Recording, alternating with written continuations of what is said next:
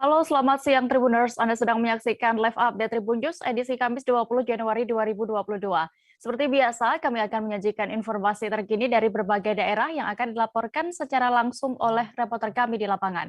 Bersama saya Diamita, inilah live update selengkapnya. Kita menuju kabar pertama Tribuners dari Provinsi Lampung. Pohon petai Cina di Jalan Raden Imba Kusuma, Kota Bandar Lampung tumbang akibat angin kencang. Pohon tersebut menimpa mobil Toyota Avanza bernomor polisi Bandung dengan penumpang berjumlah 7 orang. Arus lalu lintas sempat tersendat karena peristiwa ini. Dan informasi lengkapnya akan disampaikan oleh Bayu Saputra, jurnalis Tribun Lampung yang kini sudah bergabung bersama kami. Halo rekan Bayu. Halo rekan Dea. Ya, bisa Anda informasikan terkait kronologi tumbangnya pohon ini hingga tadi sempat saya sebutkan bahwa menimpa mobil Avanza yang berpenumpang. Oke, terima kasih rekan Dea dan Tribuner semuanya. Kejadian pada hari Rabu tanggal 19 pada pukul 15.40 WIB itu terjadi pohon tumbang yang menimpa kendaraan Avanza Silver berplat Bandung yang di dalamnya ada terdiri dari 7 penumpang. Jadi pemirsa Tribuners, bahwasannya pengendara ini hendak pulang dari rumah neneknya di Hanura Pesawaran yang kemudian melintas di jalan Raden Imba Kusuma, kemudian memasuki jalan Pramuka dan finishnya di rumahnya di Bataran Nila, Lampung Selatan. Nah, saat berada di jalan Imba Kusuma, pohon petai Cina atau pohon lamtaro itu menimpa saat hujan lebat yang mengguyur Kota Bandar Lampung pada kemarin sore. Begitu rekan Dea. Lalu seperti apa kondisi dari 7 penumpang di dalam mobil tersebut dan juga mobil bagaimana saat tertimpa pohon tersebut? Oke, rekan Dea dan Tribuners, kondisi mobil Avanza berplat Bandung ini ringsek di bagian atapnya atau plafon dan ban sebelah kanan belakang juga kempes sehingga mobil tersebut rusak parah. Kemudian pada saat itu juga penumpang dari 7 orang itu dilarikan ke puskesmas Gedong Air untuk dilakukan penanganan medis. Semalam juga langsung terinformasikan dari Kasat Lantas Polresta Bandar Lampung, Bapak AKP M. Romawan menjelaskan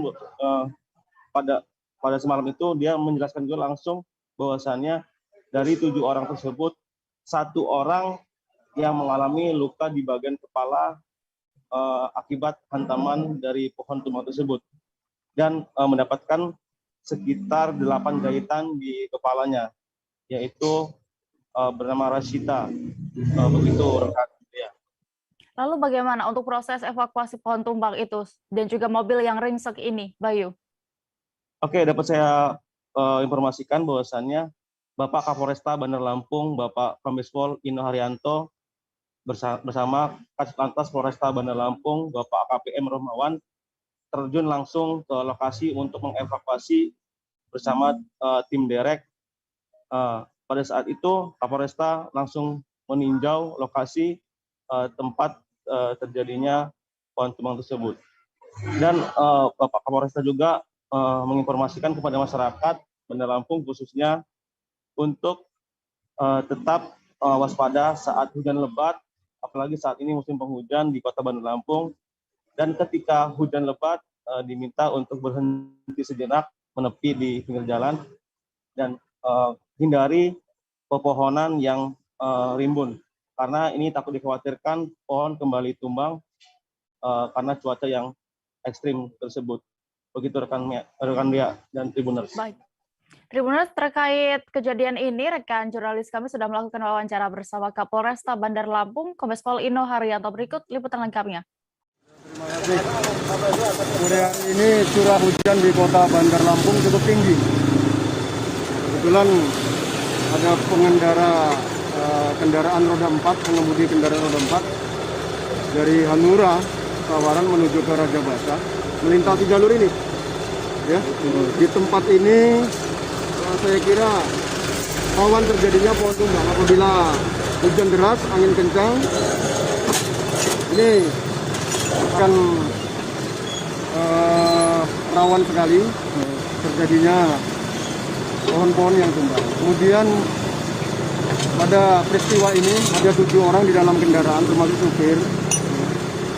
4 orang saat ini sedang dirawat di rumah sakit, di Puskesmas Gedung Air.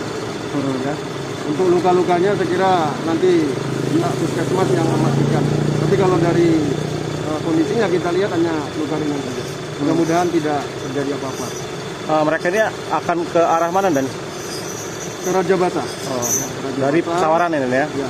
Kemudian pada kesempatan ini juga saya menghimbau kepada seluruh masyarakat, khususnya pengguna kendaraan bermotor, pengguna jalan. Pada saat hujan deras, lebih baik memilih menepi, berhenti, lihat posisi aman, tidak ada pohon, tidak ada tiang listrik dan lain sebagainya, sampai menunggu hujan reda. Karena kalau melintasi jalan seperti ini saya kira beresiko tanah longsor, kemudian pohon tumbang. Ini yang harus dihindari supaya peristiwa yang sama tidak akan terjadi. Mobil patroli Jalan Raya Polisi Pengawal Gubernur Jambi terlibat kecelakaan di kawasan Taman Remaja Kota Baru, Kota Jambi. Akibatnya, 1 orang pengendara motor terpaksa dilarikan ke rumah sakit lantaran mengalami luka dan tidak sadarkan diri. Korban sempat terseret oleh mobil PJR hingga terjepit di batang pohon yang berada di tepi jalan. Detail informasinya dan juga bagaimana keadaan terkini dari korban akan dilaporkan oleh rekan Aryo Tondang, wartawan Tribun Jambi di sana. Halo rekan Aryo. Halo Dea, selamat siang Dea. Selamat siang. Aryo, bisa Anda informasikan bagaimana detik-detik kecelakaan ini bisa terjadi? Baik Dea, untuk informasi memang tepat pada hari Rabu kemarin, sekira pukul 10 ada terjadi kecelakaan yang melibatkan mobil PJR Polda Jambi dengan 1 unit mobil Grand Livina dan 2 unit sepeda motor. Di mana ini kecelakaan berlangsung ketika mobil PJR yang melaju dari arah Tugu Keris, Kota Baru menuju ke Taman Remaja, menghantam mobil, kemudian menghantam kembali 2 unit sepeda motor. Begitu dia. Kemudian yang saat ini masih dalam perawatan yaitu 1 pengendara sepeda motor yang memang dalam kondisi parah pada saat kejadian. Di mana memang setelah sepeda motornya dihantam mobil, kemudian korban terseret beberapa meter hingga akhirnya terhenti di antara mobil dan pohon. Begitu ya. Ya, lalu bagaimana untuk kondisi terkini di lokasi dan juga dari korban ini? Bisa Anda lebih detailnya diinformasikan? Untuk lokasi sendiri Dea, sejak kemarin setelah kejadian, beberapa saat setelah kejadian, pihak unit Laka Lantas Polresta Jambi langsung melakukan olah TKP serta melakukan evakuasi terhadap sejumlah korban Dea. Kemudian untuk korban sendiri yang memang saat itu dalam kondisi tidak sadar, dibawa ke rumah sakit yang terdekat, Rumah Sakit Mitra yang berada di Kota Baru. Kemudian beberapa saat atau beberapa jam setelah kejadian dapat informasi terupdate bahwasanya korban sudah kembali pulih dan sadarkan diri dan sedang menjalani perawatan lebih lanjut. Begitu Dea. Lalu bagaimana untuk tindak lanjut terhadap sopir PJR ini? Kemudian terima kasih Dea. Setelah kita konfirmasi langsung kepada Dirlantas dan Wadirlantas Polda Jambi AKBP M. Lutfi, beliau menyampaikan bahwasannya sopir sendiri setelah kejadian langsung diamankan atau lebih tepatnya diperiksa dia. Langsung diperiksa oleh penyidik unit Laka Lantas Polresta Jambi. Untuk detail informasinya kita masih mencoba menggali apa kemudian hasil dari pemeriksaan dia begitu. Baik. Terima kasih rekan Aryo Tondang untuk laporan Anda dari Jambi. Baik, ya. Selamat bertugas kembali.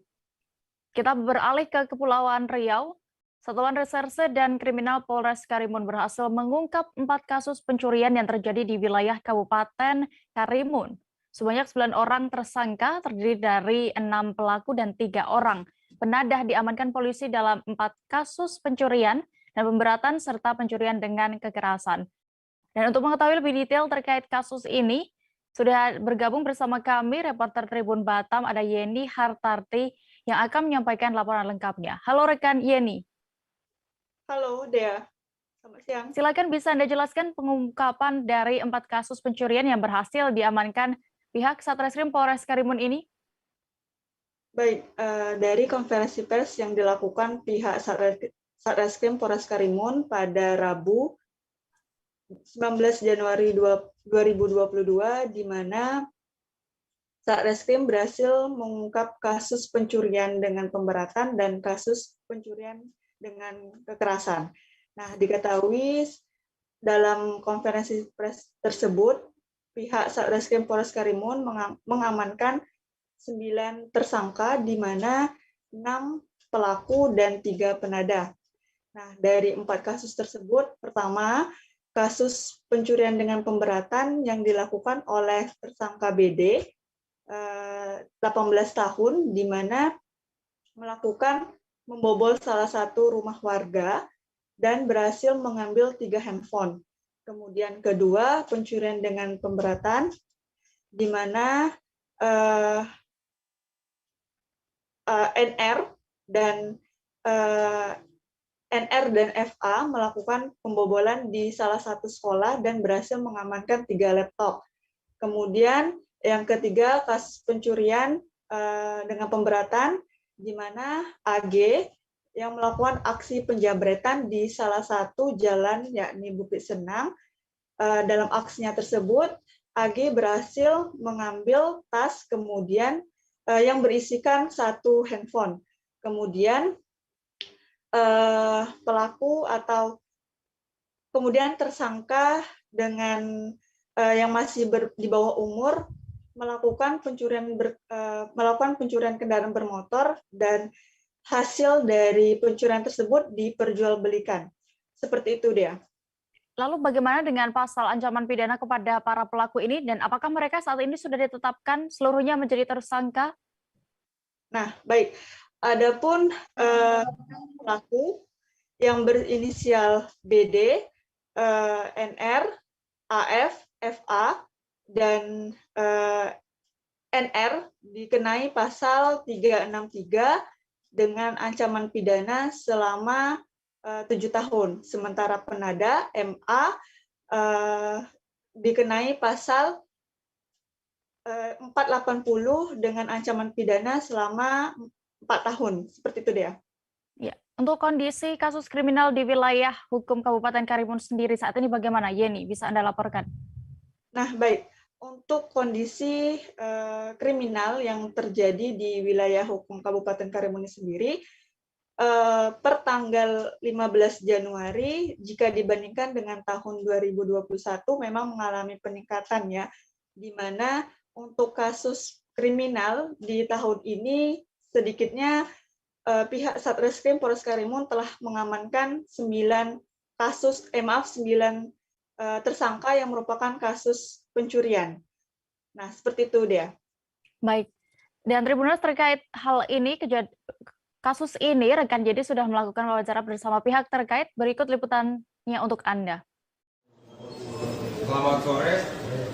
Pada hari ini, hari Rabu, tanggal 19 Januari 2022, Satreskrim Polres Karimun melakukan press release terhadap pengungkapan tindak pidana pencurian pemberatan, pencurian dengan kekerasan, dan juga curanmor. Total ada 4 LP yang kami ungkap dalam kurun waktu 1 minggu. Dalam kurun waktu 1 minggu tersebut, kami berhasil mengungkap 4 LP yang dimana kami berhasil mengamankan 9 tersangka. Dan salah satu diantaranya adalah anak yang berkonflik dengan hukum, di mana 4 LP tersebut terdiri dari 2 pencurian pemberatan, 1 pencurian dengan kekerasan, 1 curanmor. Di mana dapat kita lihat di depan ini ada beberapa BB yang kami dapat tampilkan kepada rekan-rekan.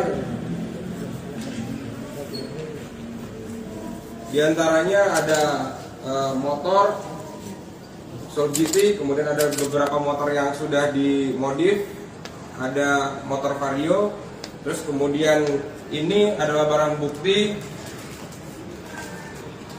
jambret, pencurian dengan kekerasan, yang dimana ini terjadi di balai dengan tanggal pelaporan yaitu 20 Desember 2021. Pelaku dapat kita amankan dengan bergabung ataupun berkolaborasi juga dengan Reskrim Polsek. Ya, salah satu ada 2 LP yang di Polsek satu di Polsek Balai dan satu di Polsek Meral. Kita menuju Aceh. Satuan Reserse Narkoba Polres Benar Meriah kembali berhasil mengungkap peredaran narkotika jenis ganja dan sabu di kabupaten setempat. Dalam perkara ini, polisi mengamankan seorang pria berinisial RY berusia 60 tahun, warga kampung Blang Sentang, Kecamatan Bukit, Kabupaten Benar Meriah. Kabar selengkapnya akan disampaikan rekan Budi Patria, jurnalis Serambi News yang kini sudah bergabung bersama kami di sana. Halo rekan Budi. Halo rekan ya, selamat siang. Selamat siang. Silakan rekan Budi, bisa Anda informasikan bagaimana awalnya proses penangkapan pelaku peredaran narkotika ini? Ya rekan Dea, berdasarkan keterangan Kapolres Benar Meriah, Ajun Komisaris Besar Polisi Agung Surya Prabowo, melalui Kasat Narkoba Ibtu Radius Syanturi mengatakan, awalnya pada tanggal 14 Januari 2022 pihaknya menerima laporan dari masyarakat. Berdasarkan laporan itu, mereka langsung bergerak ke TKP dan mengamankan pelaku RY 60 tahun bersama sejumlah barang bukti. Saat ditangkap, pelaku sedang mengisap sabu di kamar rumahnya di Kampung Blang Sentang, Kecamatan Bukit, Kabupaten Benar Meriah. Begitu rekan Dea. Apa saja barang bukti yang diamankan dari kasus ini? Ya Dea, dari tangan pelaku, polisi mengamankan barang bukti berupa 2 bungkus narkotika jenis ganja seberat 2 kg yang diduga ganja itu akan diedarkan oleh pelaku. Dan kemudian 1 paket berisikan narkoba jenis sabu seberat 2,80 gram. Polisi juga ikut mengamankan barang bukti lainnya berupa 4 batang rokok yang sudah dicampur ganja dan 1 buah blok paper. Kemudian juga mengamankan 1 buah alat hisap atau bong sabu, begitu dia. Berdasarkan dari laporan masyarakat ya, selama ini RY ini diduga membuat resah warga setempat karena melakukan peredaran narkotika di daerah tersebut. Untuk tersangka saat ini pelaku dan barang bukti sudah diamankan di Mapolres Benar Meriah untuk proses penyidikan lebih lanjut. Begitu rekan dia. Baik, terima kasih rekan jurnalis kami Tribuners juga sudah melakukan wawancara bersama Kasat Res Narkoba Polres Benar Meriah, Ibtu Radius Syanturi. Berikut liputan lengkapnya. Pada hari Selasa, tanggal 14 Januari 2022, sekira pukul 17, anggota kita menerima informasi dari masyarakat bahwa di daerah Blang Sentang, Kecamatan Bukit, Kabupaten Benar Meriah sering terjadi transaksi baik sabu maupun ganja. Kemudian dari hasil informasi langsung tim kita opsional merespon dan ternyata benar di sana ada transaksi dan pada saat itu si pelaku sedang menggunakan selain menjual juga sebagai pengguna. Kemudian langsung diamankan dari hasil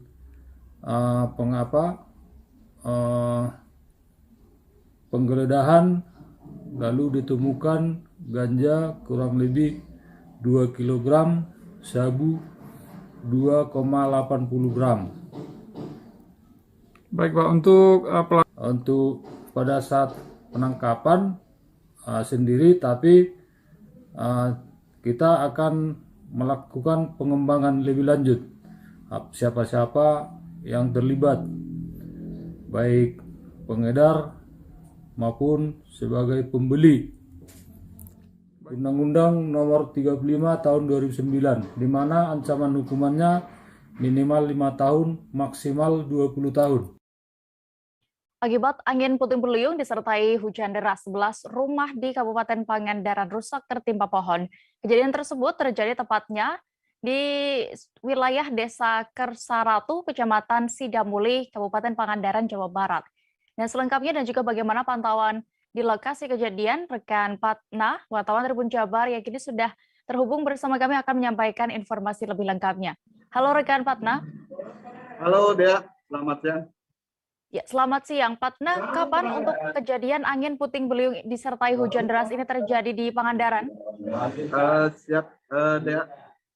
Menurut informasi awal yang diterima kemarin sore, kejadian angin puting beliung disertai angin hujan deras itu terjadi pada pukul sekitar 15 waktu Indonesia Barat sore pada hari kemarin. Dan terjadi di wilayah Desa Kersaratu, Kecamatan Sidamulih, Kabupaten Pangandaran. Seperti itu dia. Berapa rumah yang terdampak dan juga apakah ada korban dalam insiden ini? Menurut informasi yang diterima di lapangan, awal rumah yang tertimpa yaitu 11 rumah. Namun karena setelah ada asesmen dari pihak Tagana Kabupaten Pangandaran, korban tertimpa rumah bertambah 1, jadi jumlahnya 12. Dan dari 12 tersebut, 4 rumah mengalami rusak berat dan 1 warga mengalami luka di bagian kepala karena tertimpa ranting pohon yang tumbang. Begitu dia. Lalu untuk kondisi saat ini bagaimana dari pantauan Anda pasca pohon tumbang menimpa 12 rumah warga di Pangandaran? Pasca pohon tumbang menimpa di wilayah Desa Kersaratu, Kecamatan Sidamulih, Kabupaten Pangandaran. Saat ini masih tim Tagana beserta BPBD, kemudian warga dan pemerintah setempat melakukan evakuasi.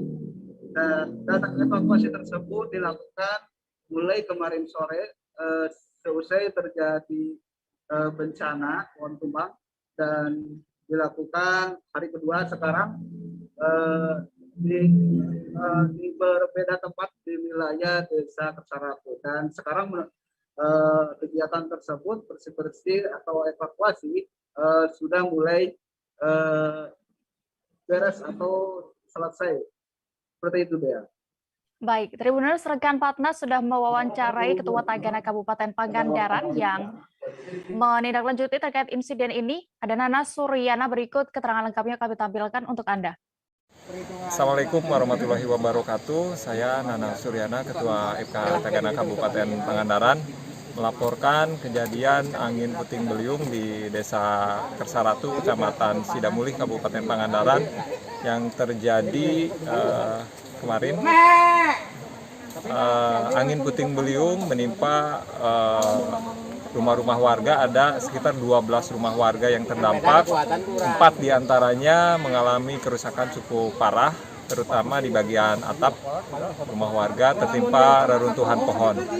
Kemudian angin kencang juga merobohkan pohon-pohon di jalan sehingga akses warga sempat terhambat, tapi semuanya sudah kondusif. Tim dari Tagana turun ke lapangan, kemudian dari BPBD dan masyarakat sekitar juga ikut turun ke lapangan untuk melakukan pembersihan. Hari ini, hari kedua kita melakukan pembersihan puing-puing reruntuhan di rumah warga. Alhamdulillah semuanya sudah kondusif, sudah bisa tertangani semuanya. Kemarin sempat ada 1 korban yang terluka di bagian kepala, tapi sudah ditangani. Alhamdulillah kondisinya sudah membaik. Kita beralih ke Jawa Timur. 3 trayek kapal tongkang dianggap sangat optimal mengatasi kemacetan di penyeberangan pelabuhan Talango, Kalianget, Sumeneb. Pasalnya, kerap terjadi kemacetan akibat adanya kemacetan antrean panjang dan lama. Bagaimana pantauan lebih detailnya terkait situasi di sana akan dilaporkan reporter Tribun Madura, ada Ali Hafiz Syahbana di sana. Halo rekan Hafiz. Halo Dea. Iya, Hafiz, bagaimana bisa Anda informasikan sebenarnya apa faktor antrean ini hingga berjam-jam di pelabuhan tersebut? Baik Dia, soal kemacetan atau antrian panjang yang sering terjadi di penyeberangan pelabuhan Kalianget, Talango atau sebaliknya dari Talango, Kalianget ini memang soal klasik ya. Terjadi antrian panjang apalagi di saat momen-momen tertentu, misalnya di bulan haji atau acara pernikahan atau acara kondangan, ini biasanya terjadi antrian panjang yang mengular atau bahkan ratusan meter Dea. Di pelabuhan ini sudah bertahun-tahun terjadi antrean. Sampai saat ini kalau hari-hari biasa paling hari Jumat, Sabtu atau Minggu.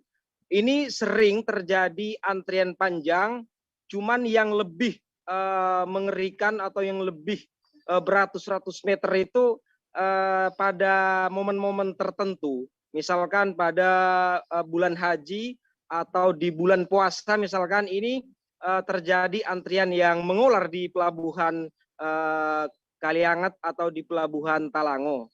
Ini memang sudah masalah klasik dia. Faktornya karena bagian dari faktor kemacetan ini salah satunya adalah karena tata letak parkir. Kita sudah turun ke lapangan. Ini karena memang tata letak parkir sepeda motor pengunjung ke pasar tradisional di Kecamatan Talango, di sisi Talango, dan juga becak motor di saat menaikkan penumpang peziarah ke wisata religi di wilayah Kepulauan Talango tersebut. Ini yang bagian salah satu faktor kemacetan yang terjadi. Sementara di sisi pelabuhan Kaliangetnya ini juga imbas dari kemacetan tersebut. Selain memang karena kadang berbarengan satu pintu, di pintu masuk di pelabuhan Kalianget ini ada dua dermaga. Satu dermaga memang setiap hari ramai ke pelabuhan Talango, dan satunya kadang berbarengan ke wilayah kepulauan-kepulauan lain seperti Kangean, Sapeken, atau ke Masa Lembu. Ini kadang berbarengan sehingga akibatnya terjadi kemacetan seperti itu. Kedua, karena memang tidak adanya petugas ya dari pihak pemerintah untuk mengatur di lapangan gitu ya. Baik, lalu bagaimana solusi dari pihak pengusaha tongkang ini? Baik dia, kita sudah sempat wawancara atau konfirmasi langsung dengan dua pengusaha atau dua trayek yang milik salah satu pengusaha, yakni pengusaha muda sukses di wilayah Kecamatan Talango, yakni Haji Sanusi. Beliau menyampaikan bahwa salah satu untuk mengatasi antrian panjang di Kecamatan Talango ini harus memperbaiki tata letak parkir di sisi Talango. Ini kadang memang berhamburan ya, yang menghambat roda 4 untuk melintas ke tongkang, trayek tongkang itu. Salah satunya seperti itu. Kedua, untuk sepeda motor ini diarahkan ketika sudah terjadi macet, maka diarahkan untuk naik perahu kecil selain tongkang seperti itu, Dea. Baik, Tribuners, terkait situasi di sana juga rekan Hafiz sudah melakukan wawancara bersama pengusaha muda atau pemilik saham 2 tongkang KM Safaras dan juga KM Karjon, Haji Sanusi. Berikut liputan lengkapnya. Menurut saya banyak hal di situ terjadinya kemacetan di Kecamatan Talango itu. Ya, yang pertama memang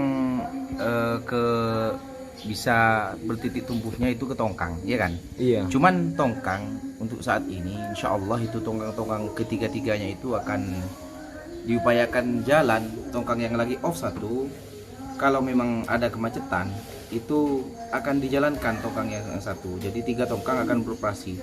Yang mana tongkang yang satunya itu hanya muang dari Kalianget, misalnya macet di Kalianget, kita akan buang ke Talango, ya kan?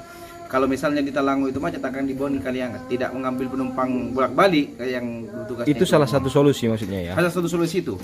Kemudian solusi yang kedua itu bagaimana penertiban roda 2. Jika lagi macet, yang macet itu sebenarnya kita fokusnya ke roda 4 ya. Kalau roda 2 itu ya kalau lagi macet seperti itu biasanya kita upayakan biar naik sampan seperti itu. Ya, bisa naik sampan. Akan tetapi di situ harus diatur. Kalau semuanya dipasrahkan kepada pengurus tongkang, tidak akan digubris oleh masyarakat yang bawa sepeda motor. Jadi harus benar-benar ada yang berwenang di situ untuk mengatur.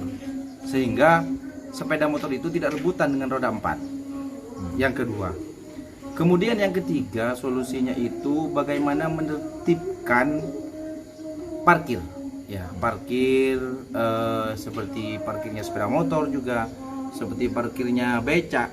Kita tahu dan kita sering saksikan ketika tongkang lagi bersandar itu ya, becak itu pada berebutan mau berebut penumpang. Sehingga coba kita bayangkan saja, kita kalkulasi. Para berziarah itu maksudnya ya? Ya, ketika ziarah, gitu ya, ketika siapa ziarah datang, coba kita sebut 2 menit saja. 2 menit saja dari lalu lalangnya becak itu yang pada mau mengangkut penumpang seperti itu ya. Kali 2 menit kali 10 becak itu sudah berapa? 2 kali 10. Jadi 20 menit keterlambatan. Kalau Tribuners, kami akan jeda sejenak dan kembali sesaat lagi, tetaplah di live update. Oke, apa kabar Bang Ariski di sini untuk strateginya? Kalau saya sendiri di Jumip 37 ini yang semalam baru mulai, saya udah sebenarnya aku nggak ngerasa itu penangkapan atau penggerebegan atau apapun itu, karena gini loh, posisinya aku kriteria. Jadi kita mengenal disebut dengan stroke yang tidak berdarah dengan stroke yang berdarah. Stroke yang tidak berdarah itu biasanya ditandai dengan adanya penyumbatan. Kalau itu penyumbatan di sini mungkin pikirnya tidak ke situ kali ya, tapi kalau di Korea atau di Kamboja itu ada beberapa paper yang saya itu mas, ya, dulunya tukang koran. Oh gitu ya, tukang koran. Ya, saya baca itu Pak. Tuh kan pernah baca kan? Ya. Jadi kalau saya jadi pangdam itu udah bersyukur banget. Si anak ini dijadikan sebagai tersangka begitu. Ya, kalau ini kita bicara yang di luar kasus Sebongombo ya. Dengan nama hujan shower, di mana terdapat batas jelas antara daerah hujan dan tidak hujan yang biasanya terjadi pada fase awal mature stage atau tahap berbahaya dewasa. itu Kang. Jadi mulai artinya terjadinya perlembekan. Nah itu untuk penetrasi akan sulit. Gitu ya. Dok, saya ini menurut saya memang tidak mudah, bukan urusan tanah diambil. Kalau misalnya Amerika Serikat sekarang, Rasulullah mengatakan di dalam sebuah hadis bahwa berpuasa di 6 hari Syawal itu. Oke, apa kabar Bang Ariski di sini untuk strateginya? Kalau saya sendiri di Jumip 37 ini yang semalam baru mulai, saya udah sebenarnya aku nggak ngerasa itu penangkapan atau penggerebegan atau apapun itu, karena gini loh, posisinya kriteria. Jadi kita mengenal disebut dengan stroke yang tidak berdarah dengan stroke yang berdarah. Stroke yang tidak berdarah itu biasanya ditandai dengan adanya penyumbatan. Kalau itu penyumbatan di sini mungkin pikirnya tidak ke situ kali ya, tapi kalau di Korea atau di Kamboja itu ada beberapa paper yang saya itu mas, ya, dulunya tukang koran. Oh gitu ya, tukang koran. Ya, saya baca itu Pak. Tuh kan pernah baca kan? Ya. Jadi kalau saya jadi pangdam itu udah bersyukur banget. Si anak ini dijadikan sebagai tersangka begitu. Ya, kalau Kembali di live update, kita menuju informasi berikutnya, Tribuners. 4 jam lebih Bupati Kabupaten Langkat terbit rencana Peranginangin diperiksa di Mapolres Binjai, Jalan Sultan Hasanuddin pada Rabu 19 Januari 2022 kemarin. Seusai diperiksa, terbit langsung naik mobil Toyota Avanza warna hitam beserta dengan tim Komisi Pemberantasan Korupsi. Setelah keluar dari ruang reskrim ini, terbit tidak lagi mengenakan celana pendek dan baju warna hitam seperti saat pertama kali dijemput. Informasi lengkapnya akan disampaikan rekan Satya, wartawan Tribun Medan yang kini sudah bergabung bersama kami. Halo rekan Satya. Halo, ya. Bisa Anda informasikan bagaimana kronologi mulanya OTT ini? Baik ya, mulanya OTT ini dilakukan pada Selasa 18 lalu. Di saat itu, halo Dea. Baik, iya. Ya, kronologi penangkapannya pertama kali dilakukan pada 18 Januari lalu, di mana KPK mengikuti tersangka MR yang akan mengambil uang dari salah satu bank daerah.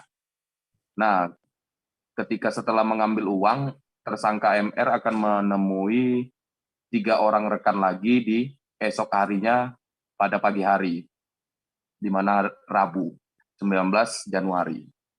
Nah, di saat akan memberikan uang, tim KPK langsung melakukan penangkapan terhadap para tersangka yang sudah menyiapkan uang atau upeti kepada Bupati Langkat terbit rencana Peranginangin. Begitu dia. Berapa berarti jumlah uang yang diamankan oleh KPK?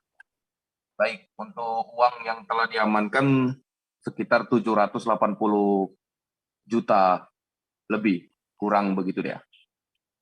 Lalu informasinya kakak kandung Bupati juga terlibat dalam kasus ini. Apakah sudah berhasil diamankan juga? Karena informasinya sebelumnya sempat melarikan diri.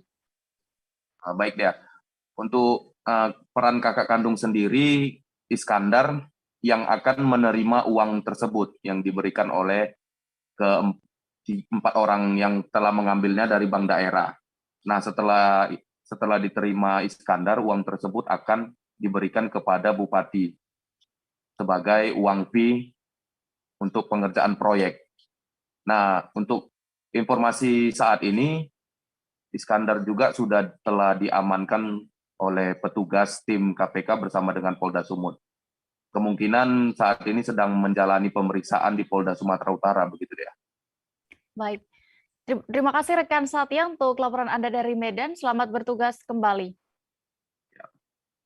Masih dengan berita yang serupa, Tribuners, Komisi Pemberantasan Korupsi telah menetapkan Bupati Langkat terbit rencana Paranginangin sebagai tersangka atas perkara dugaan tindak pidana suap di Kabupaten Langkat.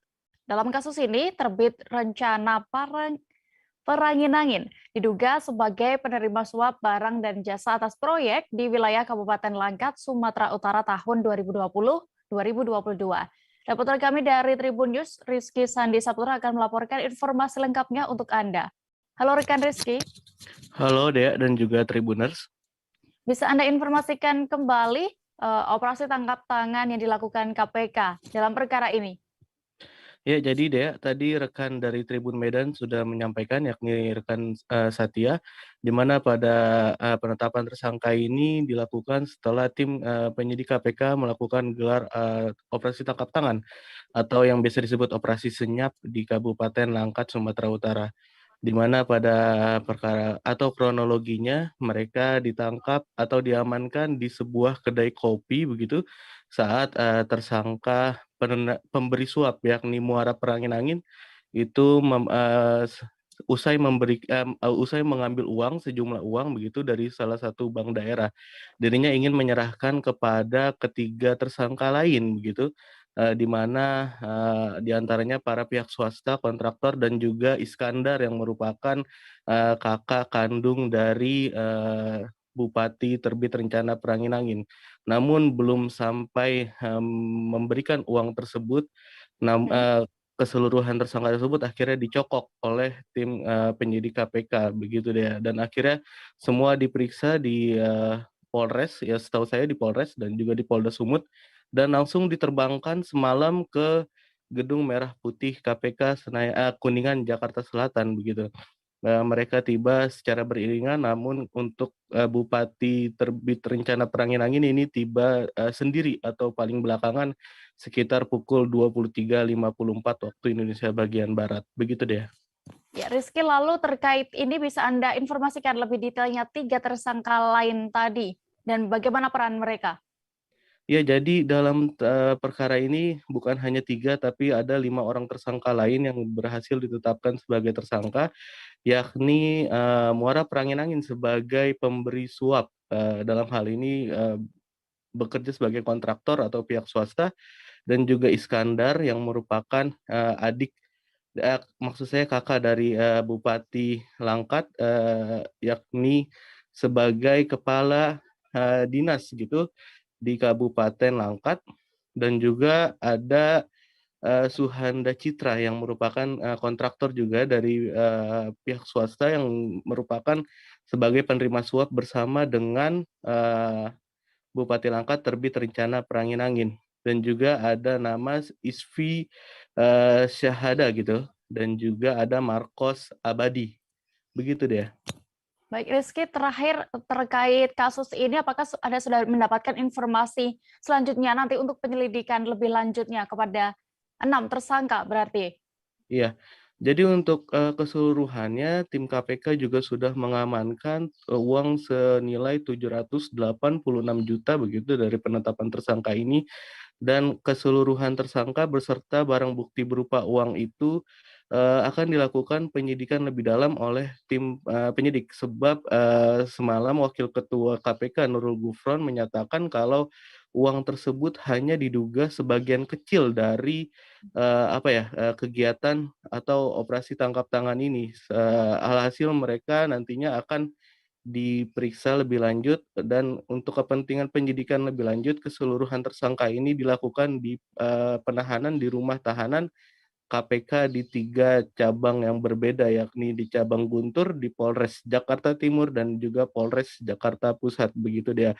Dan sebagai informasi untuk tersangka Iskandar yang dikabarkan melarikan diri atau dari kakak dari Bupati Langkat ini dikabarkan sudah berhasil ditangkap dan sudah akan dibawa ke Gedung Merah Putih KPK untuk dilakukan penahanan, begitu deh. Baik, Tribuners, terkait kasus ini, rekan Rizky sudah mendapatkan keterangan dari Wakil Ketua KPK Nurul Gufron. Berikut liputan lengkapnya. Kami tampilkan. Barang bukti tersebut diduga hanya sebagian kecil dari beberapa penerimaan oleh TRT melalui orang-orang kepercayaan. Setelah pengumpulan berbagai informasi disertai bahan keterangan dilakukan terkait dugaan tindak pidana dimaksud, KPK kemudian melakukan penyelidikan dan ditemukan adanya bukti permulaan yang cukup. Maka KPK meningkatkan status perkara ini ke tahap penyidikan dengan mengumumkan tersangka sebagai berikut.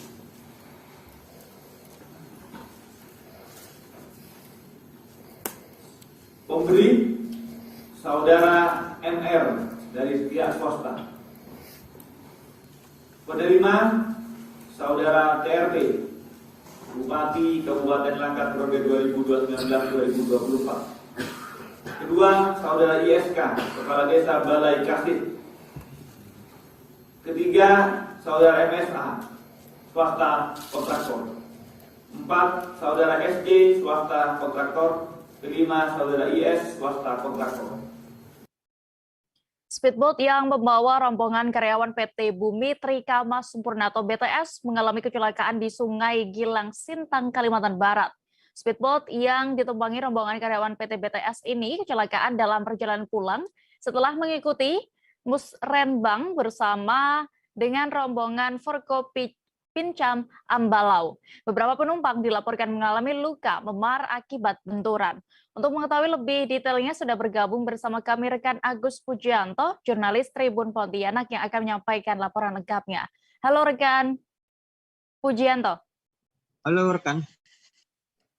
Bagaimana bisa Anda ceritakan kronologi kecelakaan air di Sungai Gilang, Kecamatan Ambalau, Sintang ini? Baik rekan Dea dan Tribuners dimanapun Anda berada, benar sekali telah terjadi kecelakaan lalu lintas air di Sungai Gilang, tepatnya di Kecamatan Ambalau, Kabupaten Sintang, Kalimantan Barat pada Selasa kemarin.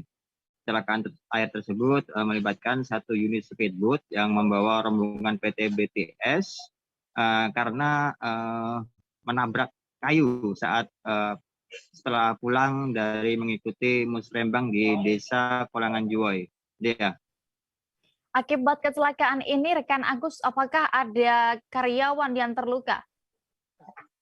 Baik rekan Dea, laporannya ada 3 orang karyawan perusahaan yang mengalami luka memar akibat benturan, namun tidak ada korban jiwa. Saat kejadian, speedboat rombongan dari PT BTS ini berangkat duluan dari Desa Kolangan Juwoi, kemudian rombongan Forkopincam Ambalau itu menyusul. Setelah speedboat tersebut menabrak dan sempat karam, rombongan Forkopincam yang langsung membantu mengevakuasi dia. Apa imbauan dari pihak kepolisian atas adanya kejadian ini? Ya, kepolisian Polsek Ambalau mengimbau agar lalu lintas air bagi speedboat itu berhati-hati dan waspada ketika debit sungai tinggi ataupun surut, karena ketika musim hujan debit air akan tinggi dan banyak sampah-sampah berupa kayu juga banyak melintang di perairan sungai. Dia. Baik, terima kasih rekan Agus Pujianto, jurnalis Tribun Pontianak untuk laporan Anda. Selamat bertugas kembali. Lautan sampah mewarnai pemandangan di Pantai Dadap yang berlokasi di Kecamatan Junti Nyuat, Kabupaten Indramayu. Sampah-sampah ini membentang di sepanjang Pantai Dadap hingga menimbulkan bau tak sedap dan tak enak dipandang. Sampah tersebut didominasi oleh sampah plastik. Reporter kami dari Tribun Cirebon, Handika Rahman, di sana akan melaporkan kondisi terkininya. Halo rekan Handika. Halo Dea. Dari informasi yang Anda dapat, sejak kapan sebenarnya sampah-sampah ini mulai menumpuk di pantai tersebut? Nah, baik Dea, dapat kami informasikan lautan sampah memang mewarnai pemandangan di Pantai Dadap, Kecamatan Juntinjot, Kabupaten Indramayu. Sampah-sampah ini diketahui sudah lama tertimbun di sana sehingga membentuk seperti lautan sampah. Sampah itu membentang sepanjang bibir pantai dan ini tentu membuat masyarakat merasa resah ya, terutama masyarakat yang ada di sekitaran Pantai Dadap ini karena menimbulkan bau yang tidak sedap dan juga tidak enak dipandang. Ya. Ya, apakah ada informasi, Handika, dari mana sampah-sampah itu sebenarnya berasal? Baik ya, sampah ini menurut dari warga setempat dan juga dari Kepala Desa Dadap sendiri mengatakan bahwa sampah ini merupakan sampah kirimannya dari desa-desa lain yang terbawa arus sungai hingga ke lautan. Dan dari gelombang lautan itu sampah-sampah ini turut terbawa ke muara di Pantai Dadap sehingga terus menumpuk dan menggunung hingga seperti lautan sampah di sepanjang bibir pantai tersebut. Hal ini juga terlihat juga tadi kan sampah-sampah itu banyak yang menumpuk di dalam lumpur seperti itu ya. Ini juga terlihat sudah lama sampah-sampah ini terus tertimbun dari aliran sungai menuju ke laut dan bermuara di Pantai Dadap. Ya, lantas sejauh ini apa upaya dari Pemda yang sudah dilakukan? Baik Dea, untuk upaya sendiri dari Pemda pada hari ini diketahui pemerintah daerah menerjunkan petugas gabungannya untuk melakukan bersih-bersih pantai secara serentak pada pagi hari tadi. Tadi juga terlihat pembersihan tersebut terkumpul sekitar 4 kontainer ya sampah yang sudah terkumpul. Dan menurut keterangan dari Kepala Desa Dadap, kemungkinan besar untuk pembersihan Pantai Dadap ini memerlukan waktu selama 4 hari ke depan. Dan diperkirakan sampah-sampah yang terkumpul itu nantinya akan berjumlah 20 kontainer mengingat banyaknya sampah yang menumpuk di Pantai Dadap, Kecamatan Juntinjot, Kabupaten Indramayu. Baik, Tribuners, rekan Handika terkait adanya tumpukan sampah di pantai ini sudah mencoba mewawancarai Kades Dadap, Asyriken Syarif Wahidi. Berikut keterangan lengkapnya, kami tampilkan. Ini bisa dijelaskan nggak sih Pak, sampah-sampah di Pantai Dadap ini itu dari mana? Kalau sampah-sampah yang ada di pesisir Dadap, ini adalah sampah kiriman ya. Jadi ini sampah buangan dari Kali Kamal dan juga Kali Jaladri atau Kali Cipetung. Karena kalau di Dadap sendiri itu sudah ada program pengangkutan sampah, ada tim kebersihannya juga, ada 7 orang, jadi setiap hari kita angkut sampah masyarakat itu. Ya, sementara ada. Kita setiap tahun ada pembersihan. Cuman yang namanya sampah dan juga bercampur dengan pasir, kita susah untuk kalau manual pakai tangan itu susah. Karena itu berat untuk angkut-angkutnya. Apalagi ini terus bertambah terus ya, Pak. Betul. Pasca ditetapkannya minyak goreng satu harga, yakni Rp14.000, warga di sejumlah daerah pun rela mengantre panjang. Liputannya sesaat lagi hanya di Live Update. Oke, apa kabar Bang Arif di sini untuk strateginya? Ya. Kalau saya sendiri di Jumip 37 ini yang semalam baru mulai, saya udah Sebenarnya aku nggak ngerasa itu penangkapan atau penggerebegan atau apapun itu. Karena gini loh, posisinya aku kriteria. Jadi kita mengenal disebut dengan stroke yang tidak berdarah dengan stroke yang berdarah. Stroke yang tidak berdarah itu biasanya ditandai dengan adanya penyumbatan. Kalau itu terjadi di sini mungkin pikirnya tidak ke situ kali ya. Tapi kalau di Korea atau di Kamboja itu ada beberapa paper yang saya itu Mas, ya, dulunya tukang koran. Oh gitu ya. Tukang koran. Ya, saya baca itu Pak. Tuh kan pernah baca kan? Ya. Jadi kalau saya jadi pangdam itu udah bersyukur banget. Si anak ini dijadikan sebagai tersangka begitu. Ya, kalau Ini kita bicara yang di luar kasus Sebongombo ya. Dengan nama hujan shower, di mana terdapat batas jelas antara daerah hujan dan tidak hujan yang biasanya terjadi pada fase awal mature stage atau tahap berbahaya dewasa. itu Kang. Jadi mulai artinya terjadinya perlempekan. Nah itu untuk penetrasi akan sulit begitu ya. Dok, saya ini menurut saya memang tidak mudah, bukan urusan tanah diambil. Kalau misalnya Amerika Serikat sekarang, Rasulullah mengatakan dalam sebuah hadis bahwa berpuasa di 6 hari Syawal itu. Oke, apa kabar Bang Arif di sini untuk strateginya? Kalau saya sendiri di Jumip 37 ini yang semalam baru mulai, saya udah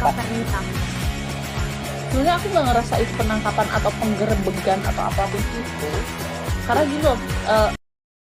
Terima kasih Anda masih menyaksikan live update Tribun News. Kita menuju informasi berikutnya. Pemerintah resmi memberlakukan harga minyak goreng senilai Rp14.000 per liter mulai pada Rabu 19 Januari 2022 kemarin. Puluhan emak-emak di Kabupaten Takalar, Sulawesi Selatan pun rela mengantri minyak goreng. Pantauan Tribun Takalar.com di lokasi tampak antrian panjang mulai dari pinggir jalan hingga pintu masuk minimarket. Dan kabar selengkapnya juga bagaimana pantauan antrean harga minyak goreng murah ini, rekan Said Zulfadli, wartawan Tribun Timur yang kini sudah terhubung bersama kami akan menyampaikan laporan lengkapnya. Halo rekan Said.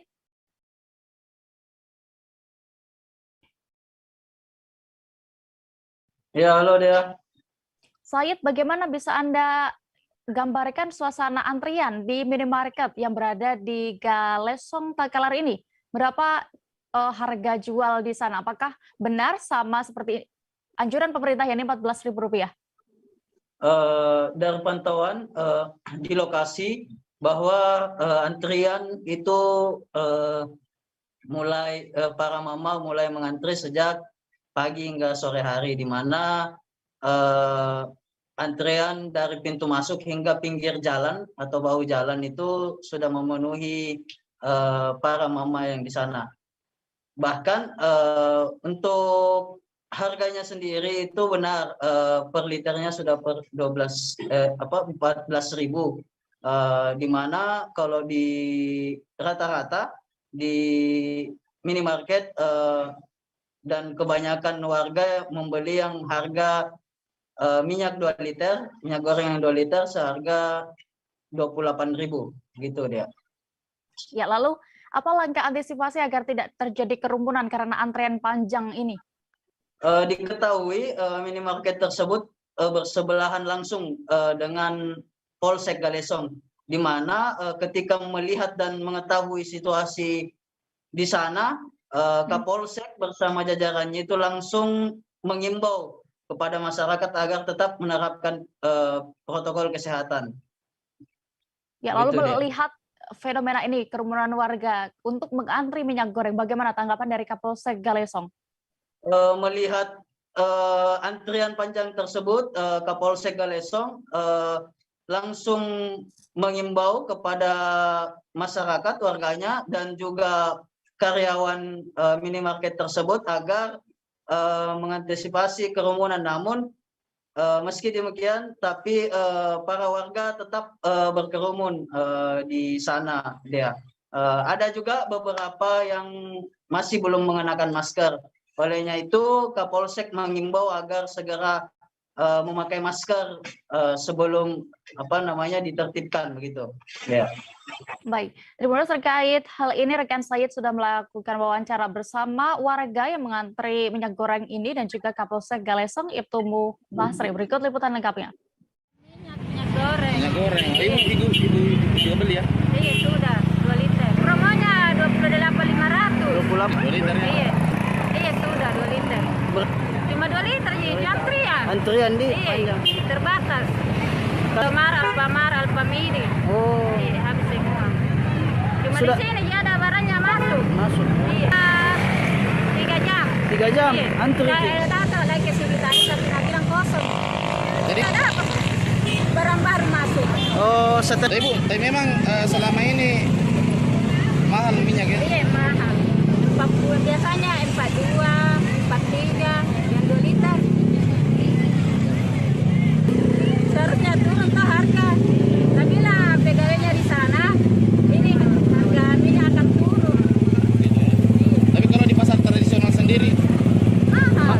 mahal. Iya, 42, 43. Berarti di pasar tradisional belum turun. Ya ini ibu-ibu ini mendengar bahwa ada harga minyak yang murah, akhirnya dia berbondong-bondong ke sini. Namun kita sudah himbau supaya tetap prokes, protokol kesehatan. Tapi ini susah ini di Bandung ini. Ya yang penting pakai masker, jaga jarak.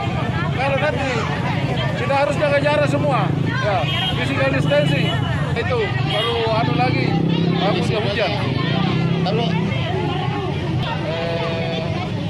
belum ada, tapi kita lihat banyak orang kumpul-kumpul. Kita sebagai aparat keamanan merasa perlu mengamankan sambil menyampaikan himbauan bahwa mari kita vaksin, mari kita menjaga protokol kesehatan.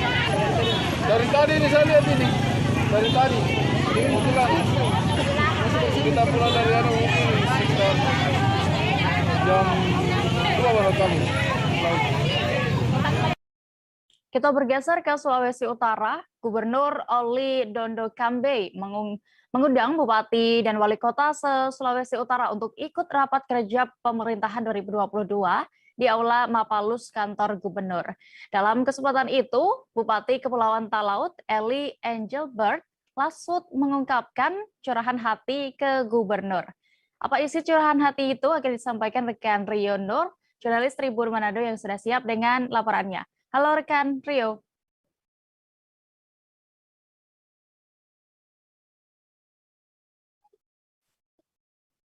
Halo rekan Rio.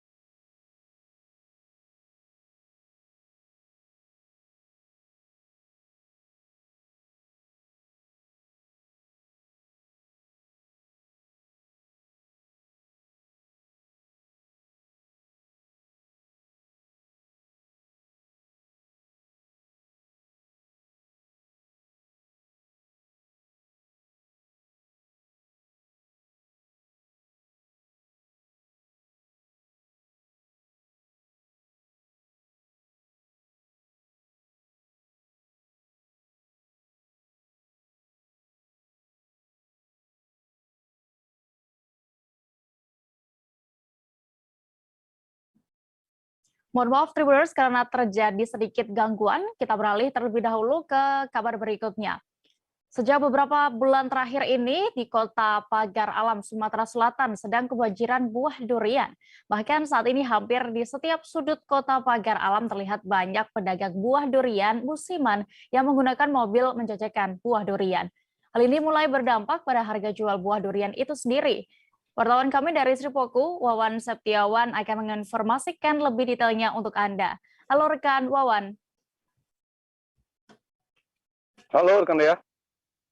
Rekan Wawan, bisa Anda informasikan sebenarnya durian ini dari mana saja hingga membanjiri Kota Pagar Alam?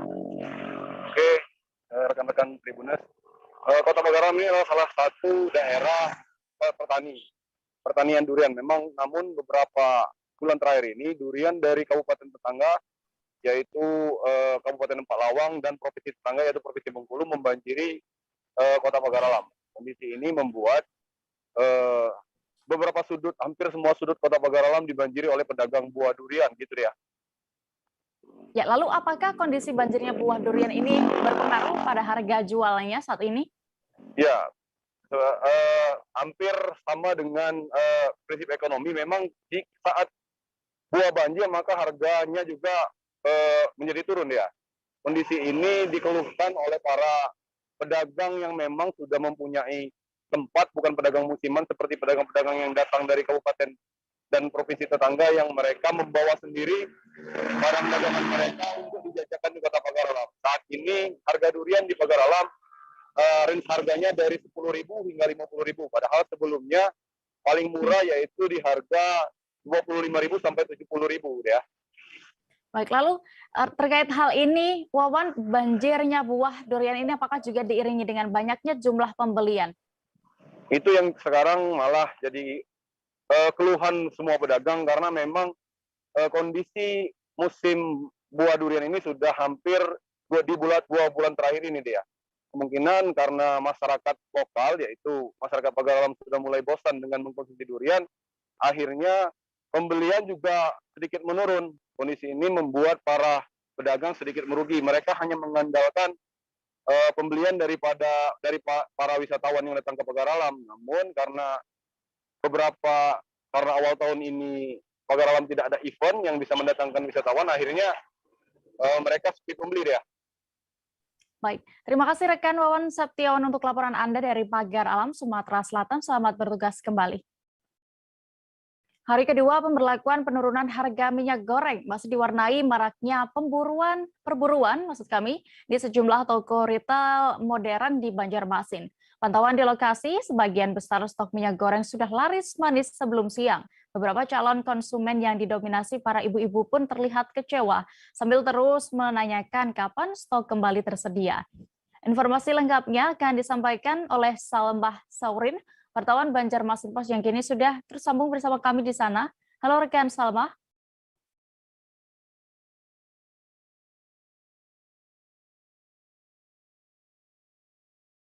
Halo rekan Salmah, bisa mendengar kami dari studio? Ya, rekan Dea, bagaimana? Ya, Salmah, bagaimana perkembangan di Banjarmasin pada hari ini terkait hari kedua penjualan minyak goreng yang ditetapkan menjadi 14.000 per liternya oleh pemerintah?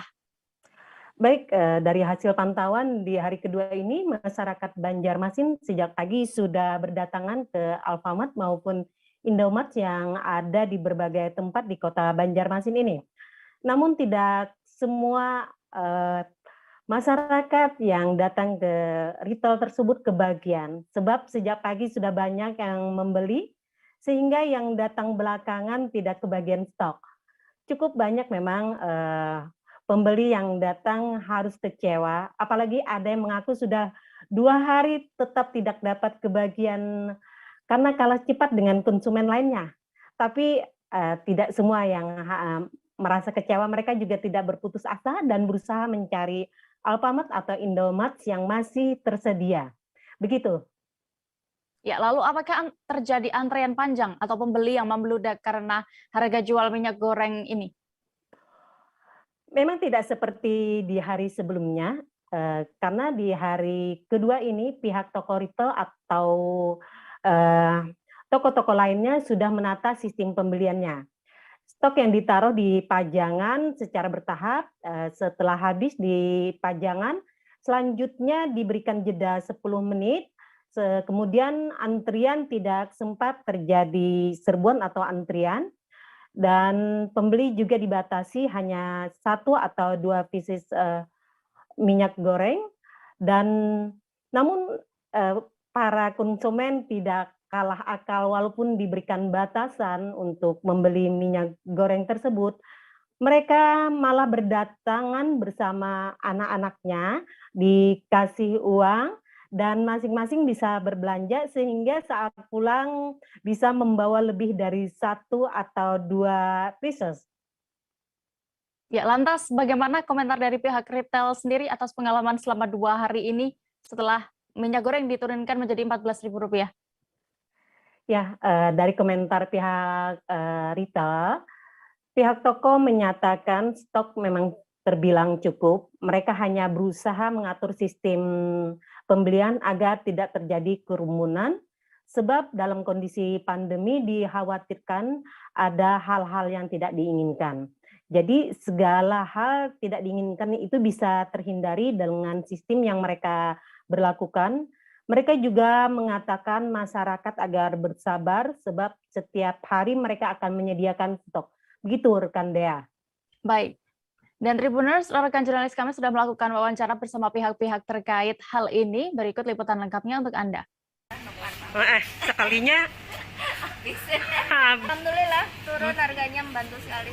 Iya, Taruh harga sendiri ya. Tapi kada sempat Mbak lah. Ya ada sempat. Besok cari lagi Mbak. Harus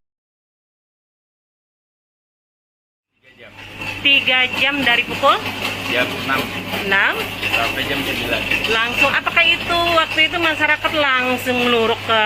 Enggak, bertahap. Bertahap juga. Satu konsumen dapat 2 bis.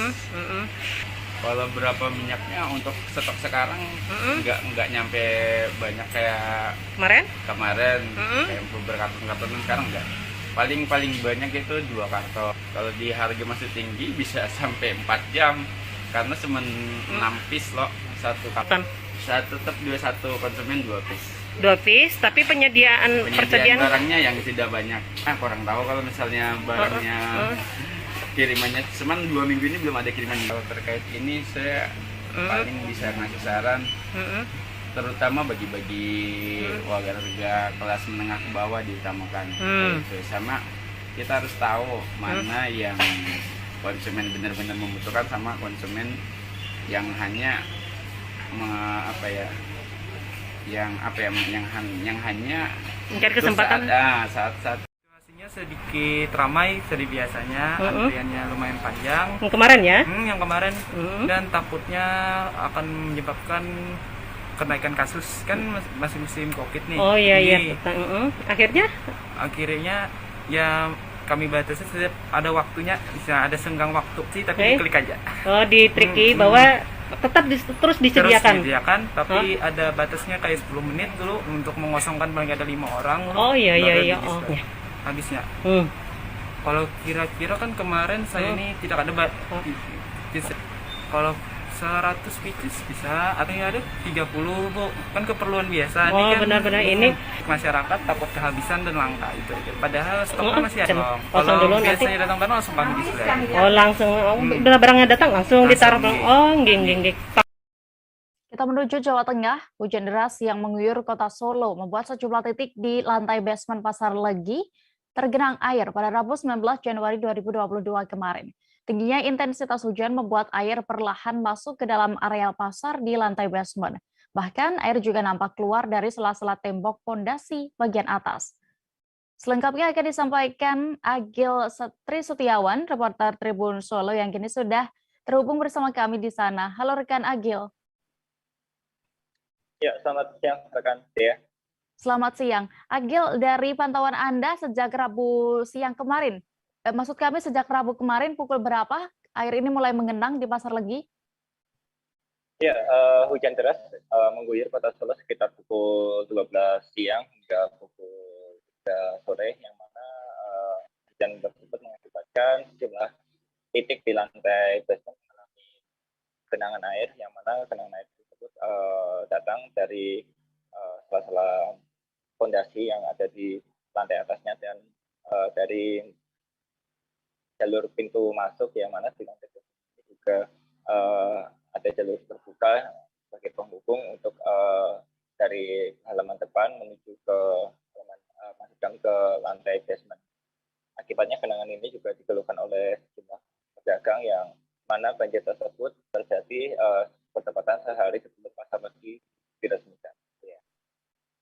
Ya, lalu di titik mana saja yang terjadi genangan air ini saat hujan deras, dan apakah sudah diketahui sebenarnya apa penyebabnya hingga genangan air ini ada saat hujan turun? Ya, titik sendiri berada di pintu masuk yang ada di sisi luar, yang mana di 4 penjuru baik di sisi utara, timur, selatan maupun barat mengalami tumpahan air dari luar. Selain itu juga di bagian tengah pasar ada beberapa titik, terutama di dekat dengan tangga yang mana ada kebocoran air dari atas bagian atas. Selain itu juga genangan juga nampak di bagian kamar mandi di sisi utara pasar di lantai basement, dari penuturan penjaga kamar mandi tempat bahwasanya air tersebut keluar dari dalam pembuangan, maksud kami keluar dari pembuangan air yang diduga air tersebut akibat dari gorong-gorong yang mulai penuh. Ya, lalu bagaimana dari pantauan Anda situasi Pasar Legi saat ini, hari ini? Apakah air sudah surut? Ya, seiring dengan surutnya, maksud kami seiring dengan berakhirnya hujan, kondisi di Pasar Legi sudah mulai berangsur-angsur surut dan kemudian pun langsung membersihkan genangan air yang terjadi di lantai basement. Dan untuk hari ini saat pasar diresmikan, genangan air tidak nampak. Baik, terima kasih rekan Agil untuk laporan Anda dari Solo, Jawa Tengah. Selamat bertugas kembali. Tribuners, Gubernur Sulawesi Utara Oli Dondo Kambe mengundang Bupati dan Wali Kota Sulawesi Utara untuk ikut rapat kerja pemerintahan 2022 di Aula Mapalus kantor Gubernur. Dalam kesempatan itu, Bupati Kepulauan Talaut Eli Engelbert Lasut mengungkapkan curahan hatinya ke Gubernur. Apa isi curhatan hati itu? Akan disampaikan rekan Rio Nur, jurnalis Tribun Manado yang kini sudah siap dengan laporannya. Halo rekan Rio.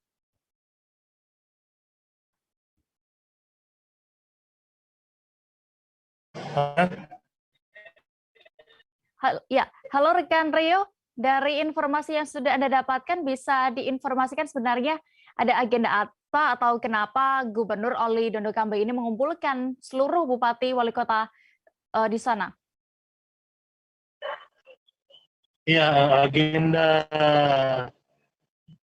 Pak Gubernur mengumpulkan bupati kita sekaligus dengan forum komunikasi dengan daerah di kantor Gubernur dalam rapat kerja pemerintahan tahun 2024. Jadi agenda ini dalam rangka untuk mengevaluasi pemerintah daerah Sulawesi Utara pada tahun 2001, kemudian membangun sinergi pemerintahan untuk menghadapi tahun 2022. Ya, assessment sejauh ini evaluasi soal penanganan COVID, soal vaksinasi, ekonomi, dan isu lain. Yang juga Bupati Wali Kota menyampaikan kendala-kendala tentang apa yang dihadapi daerahnya. Demikian, bukan dia. Ya, lalu dari tadi sudah saya singgung bahwa Bupati Talaut dalam kesempatan ini Eli Lasut mencurhatkan isi hatinya kepada Gubernur. Bisa Anda informasikan inti dari curhat ini? Ya, salah satu momen kesempatan dibuka diskusi, kemudian dimanfaatkan oleh Bupati Talaut, Pak Eli Lasut. Jadi Bupati ini yang memimpin daerah paling luar utara Indonesia. Jadi Kabupaten Talaut ini sejak Desember 2021 lalu mengalami diterjang badai La Nina, sehingga menyebabkan jaringan listrik di Kepulauan Talaut ini putus. Salah satu dampak yang dirasakan oleh daerah tersebut, di mana jaringan internet juga ikut putus, sehingga rencana untuk upload data laporan soal pelaksanaan dana alokasi khusus itu tidak bisa dilakukan, sehingga dianggap Kementerian Keuangan itu terlambat, sehingga efeknya dana alokasi khusus yang harusnya cair sebanyak 60 miliar juga tidak bisa ditransfer ke Kabupaten Talaut. Ini yang menjadi curhat utama dari Pak Bupati Eli. Memang selain itu juga dia juga mengemukakan soal listrik, infrastruktur listrik yang di Kepulauan Talaut yang memang masih minim, sehingga seringkali terjadi mati lampu di sana. Demikian.